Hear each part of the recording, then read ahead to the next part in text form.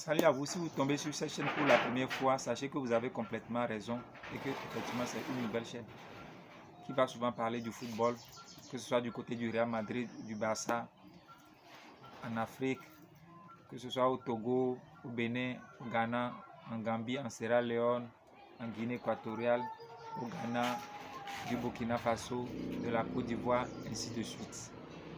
Sans plus tarder, nous allons attaquer le cas du Togo. Je vais parler du match Algérie-Togo qui s'est soldé par un score de 5 buts à 1.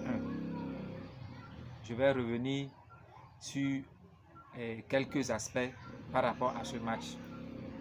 Nous avons remarqué l'arrivée d'un nouveau sélectionneur dans cette équipe que nous avons beaucoup apprécié. Nous avons apprécié pourquoi? Parce que c'est un fils du pays, un Africain, un Togolais surtout un international du pays, un international togolais qui a fait une grande carrière. Ça nous a émerveillés et ça a donné aussi un bon nom au football togolais. Maintenant, pour un début, est-ce que effectivement, à mon humble avis, est-ce que avec l'arrivée d'un nouveau sélectionneur, est-ce qu'il fallait changer en même temps tout ce qui a été fait par l'ancien sélectionneur ou bien se baser sur l'ancienne corde pour pouvoir tisser une nouvelle? Sincèrement, à mon avis, à mon humble avis, nous avons vu certaines choses dans le match aller qui ne sont pas très intéressants, qui ne sont pas du tout intéressants. Avec l'arrivée de Paulo Duarte, nous avons constaté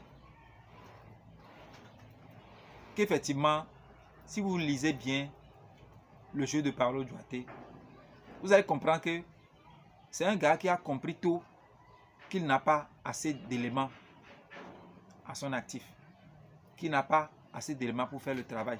C'est-à-dire qu'il n'a pas des joueurs très talentueux comme dans d'autres nations.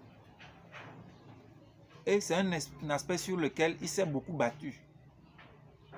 Il a beaucoup travaillé sur cet aspect-là. Il n'a pas voulu taper dans le tas. Il a essayé de faire avec les moyens de bord.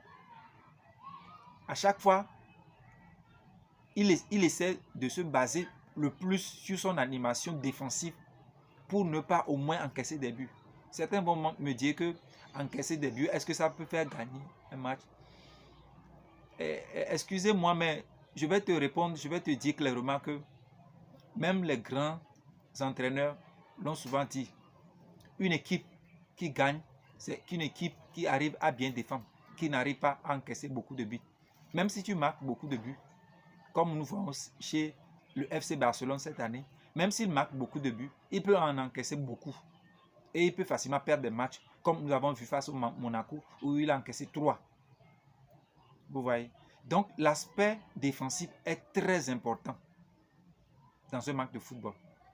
Si vous n'encaissez pas vite, vous aurez au moins 2 ou quelques chances dans le match où vous aussi vous pouvez concrétiser. Et puis c'est parti. Nous l'avons souvent vu avec l'équipe qu'on appelle souvent l'Atlético Madrid du côté de l'Espagne. C'est une équipe qui s'en sort facilement dans le championnat. Il ne se met pas chaque fois en première position, mais au moins tu vas le retrouver dans les 4 premiers ou dans les 5 premiers. Pourquoi? Parce qu'il n'encaisse pas beaucoup de buts. Revenons au cas du Togo. J'ai compris comme si notre nouveau sélectionneur a voulu taper dans le tas, a voulu faire une nouvelle chose comme ça. Mais à votre avis, est-ce que ça peut être possible? Qu'on peut ignorer tout ce qui a été fait? Si vous regardez le match du Togo, c'est ce qui se voit, ça se voit à l'œil nu. Que nous avons voulu faire une nouvelle chose. Non.